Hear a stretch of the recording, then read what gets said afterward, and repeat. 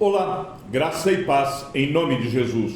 Hoje é o 253º dia de leitura da Bíblia na ordem cronológica dos acontecimentos. Tiago, servo de Deus e do Senhor Jesus Cristo, as 12 tribos que se encontram na diáspora. Saudações. Meus irmãos, tenham por motivo de grande alegria o fato de passarem por várias provações, sabendo que a provação da fé que vocês têm produz perseverança. Ora, a perseverança deve ter ação completa, para que vocês sejam perfeitos e íntegros, sem que lhes falte nada. Se, porém, algum de vocês necessita de sabedoria, peça a Deus, que a todos dá com generosidade e sem reprovações, e ela lhe será concedida.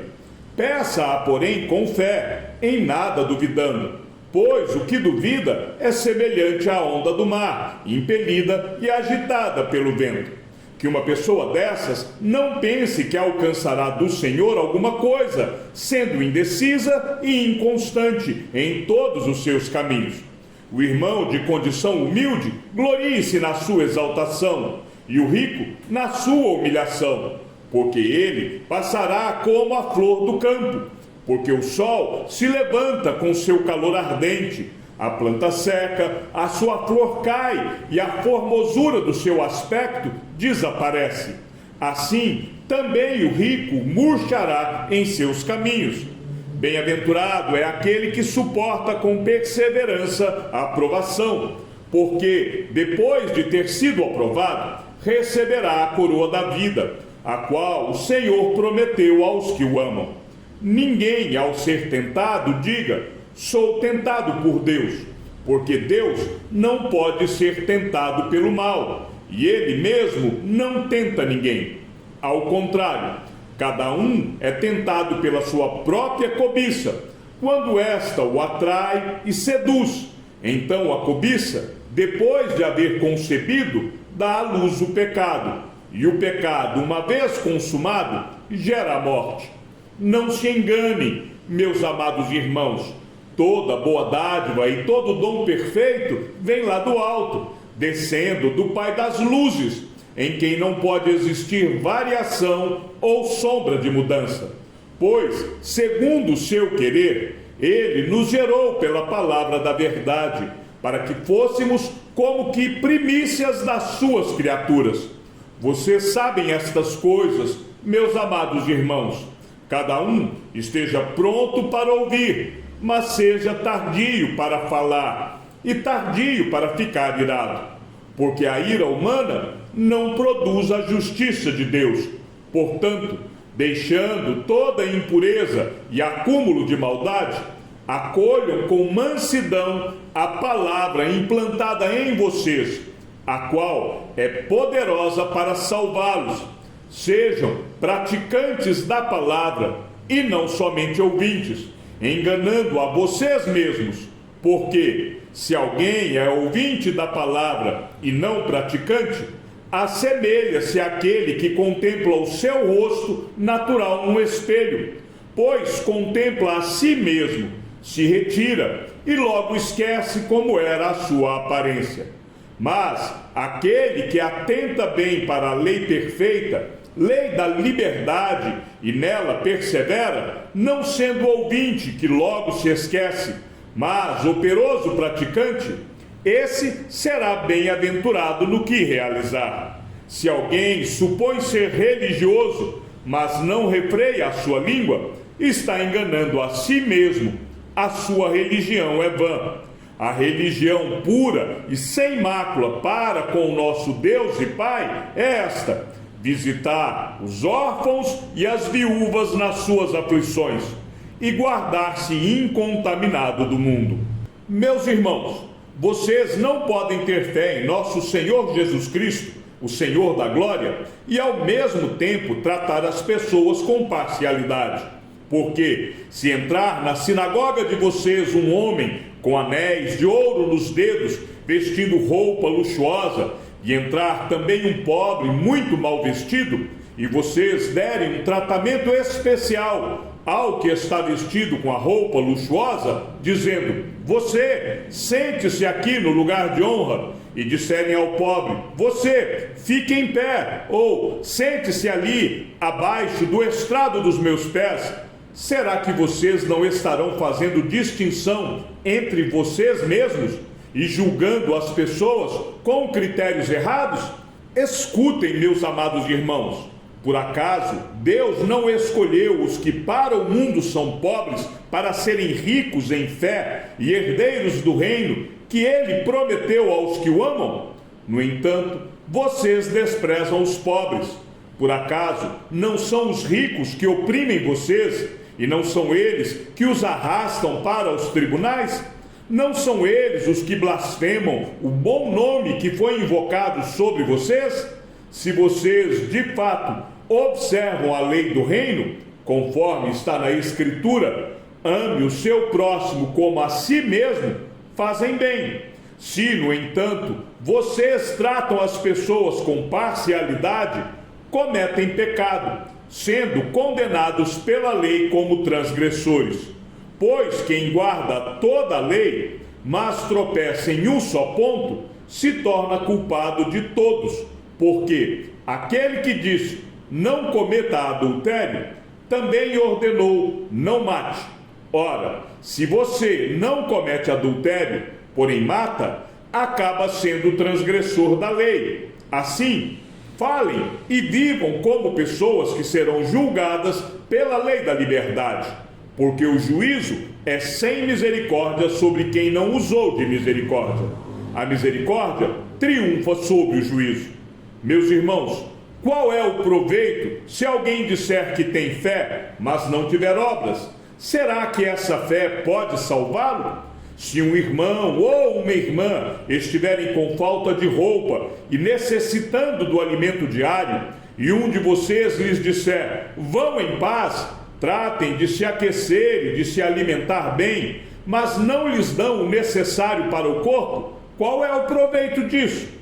Assim também a fé, se não tiver obras, por si só está morta.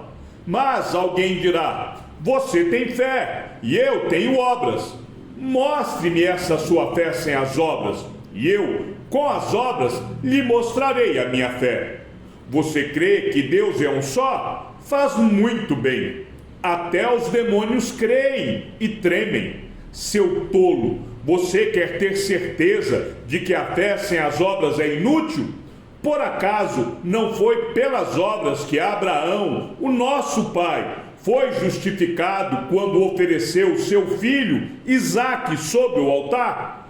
Você percebe que a fé operava juntamente com as suas obras e que foi pelas obras que a fé se consumou? E se cumpriu a Escritura que diz: Abraão creu em Deus e isso lhe foi atribuído para a justiça, e ele foi chamado amigo de Deus.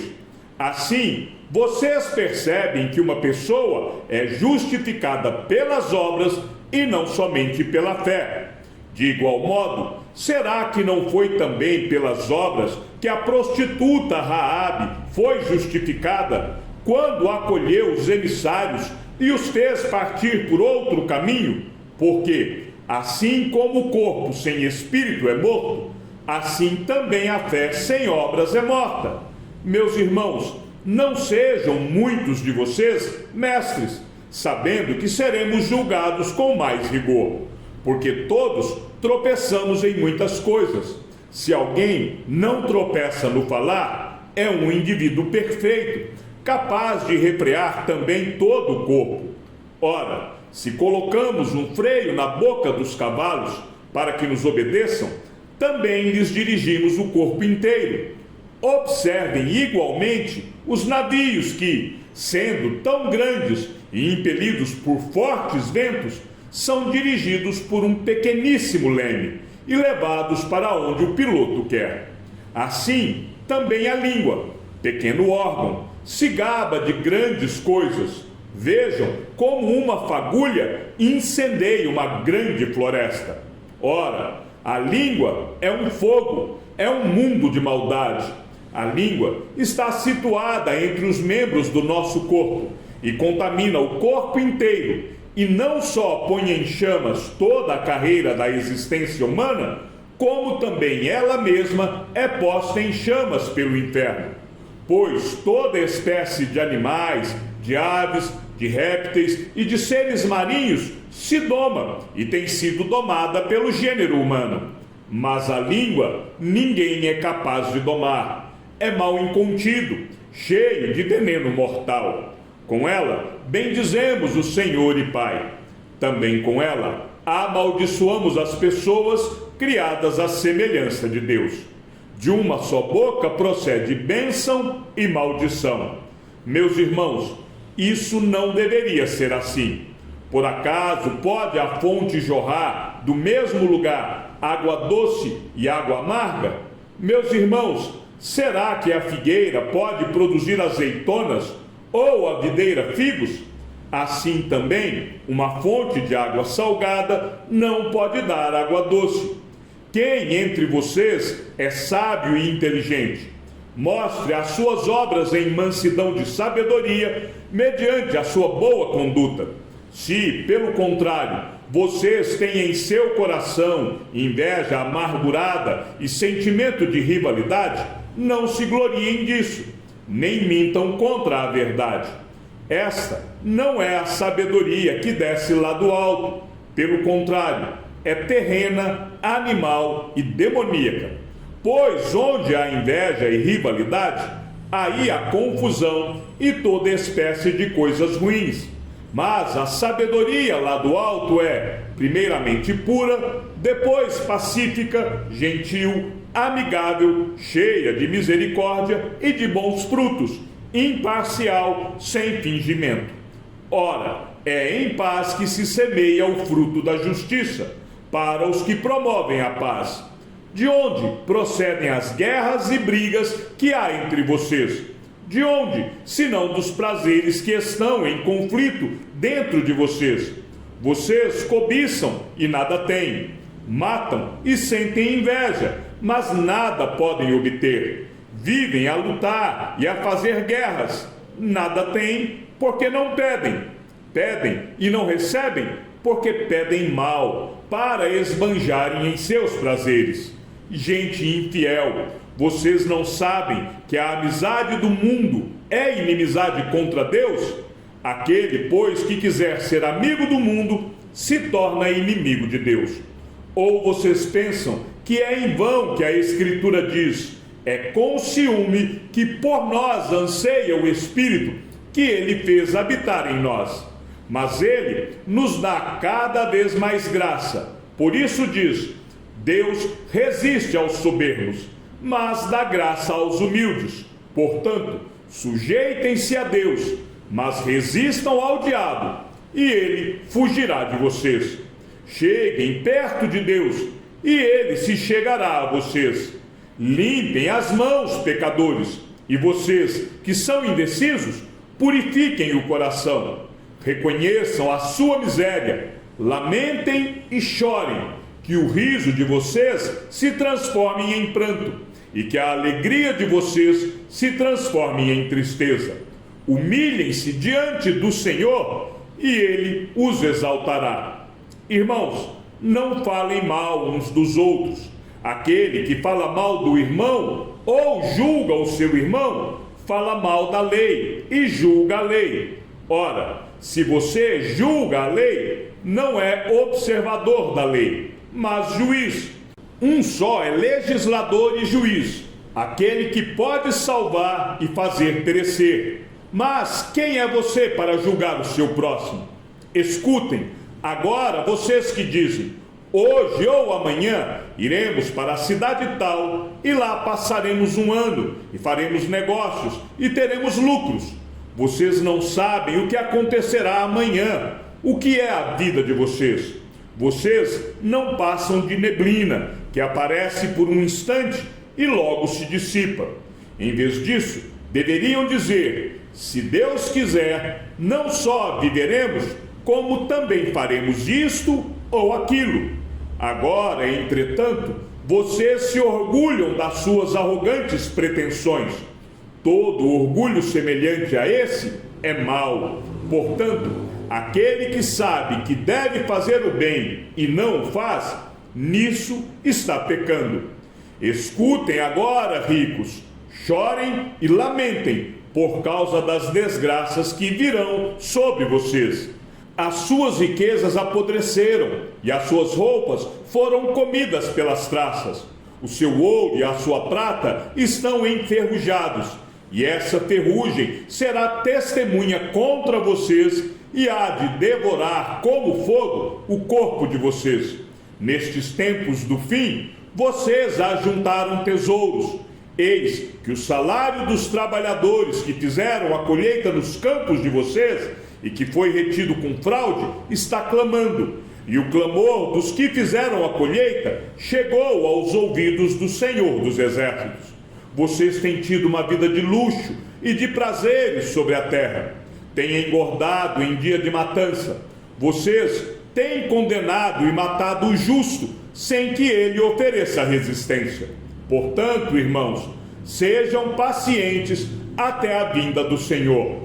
Eis que o lavrador aguarda com paciência o precioso fruto da terra, até receber as primeiras e as últimas chuvas. Sejam também vocês pacientes e fortaleçam o seu coração, pois a vinda do Senhor está próxima. Irmãos, não se queixem uns dos outros, para que vocês não sejam julgados. Eis que o juiz está às portas. Irmãos, tomem como exemplo de sofrimento e de paciência os profetas que falaram em nome do Senhor. Eis que consideramos felizes os que foram perseverantes. Vocês ouviram a respeito da paciência de Jó e sabem como o Senhor fez com que tudo acabasse bem, porque o Senhor é cheio de misericórdia e compaixão. Acima de tudo, meus irmãos, não jurem nem pelo céu, nem pela terra, nem por outra coisa qualquer, mas que o sim de vocês seja sim, e que o não de vocês seja não, para que vocês não incorram em condenação. Alguém de vocês está sofrendo? Faça oração. Alguém está alegre? Cante louvores. Alguém de vocês está doente? Chame os presbíteros da igreja, e estes façam oração sobre ele, ungindo-o com óleo em nome do Senhor. E a oração da fé salvará o enfermo, e o Senhor o levantará. E se houver cometido pecados, estes lhe serão perdoados. Portanto, confessem os seus pecados uns aos outros e orem uns pelos outros, para que vocês sejam curados. Muito pode, por sua eficácia, a súplica do justo. Elias era homem semelhante a nós, sujeito aos mesmos sentimentos, e orou com fervor para que não chovesse sobre a terra. E por 3 anos e 6 meses não choveu. Depois orou de novo, e então o céu deu chuva, e a terra produziu seus frutos. Meus irmãos, se alguém entre vocês se desviar da verdade, e alguém o converter, saibam que aquele que converte o pecador do seu caminho errado, salvará da morte a alma dele, e cobrirá uma multidão de pecados. A notícia a respeito dos que se converteram em Antioquia chegou aos ouvidos da igreja que estava em Jerusalém, e enviaram Barnabé até Antioquia. Quando ele chegou e viu a graça de Deus, ficou muito alegre, e exortava todos a que, com firmeza de coração, permanecessem no Senhor, porque era um homem bom, cheio do Espírito Santo e de fé, e muita gente se uniu ao Senhor. Depois, Barnabé foi a Tarso, à procura de Saulo, e quando o encontrou, levou-o para Antioquia. E durante 1 ano inteiro se reuniram naquela igreja e ensinaram numerosa multidão. Em Antioquia, os discípulos foram pela primeira vez chamados de cristãos. Naqueles dias, alguns profetas foram de Jerusalém para Antioquia, e apresentando-se um deles, chamado Ágabo, dava a entender pelo Espírito que haveria uma grande fome em todo o mundo. Essa fome veio nos dias do imperador Cláudio. Os discípulos, cada um conforme as suas posses, resolveram mandar uma ajuda aos irmãos que moravam na Judéia. E eles o fizeram, enviando essa ajuda aos presbíteros por meio de Barnabé e Saulo. Por aquele tempo, o rei Herodes mandou prender alguns da igreja para os maltratar. Mandou matar à espada Tiago, irmão de João. Vendo que isto agradava aos judeus, prosseguiu, mandando prender também Pedro. E eram os dias dos pães sem fermento. Depois de prendê-lo, lançou-o na prisão, entregando-o a 4 escoltas de 4 soldados cada uma para o guardarem. A intenção de Herodes era apresentá-lo ao povo depois da Páscoa. E assim, Pedro era mantido na prisão. Mas havia oração incessante a Deus por parte da igreja a favor dele. Chegamos ao fim da leitura de nosso 253º dia. Que o Senhor seja com o teu espírito e que a graça seja com todos os que amam sinceramente a nosso Senhor Jesus Cristo. E ao Deus único e sábio seja dada toda a glória e que a sua vida seja sempre para mais em Cristo Jesus. Um forte abraço e até amanhã, se assim o Senhor nos permitir.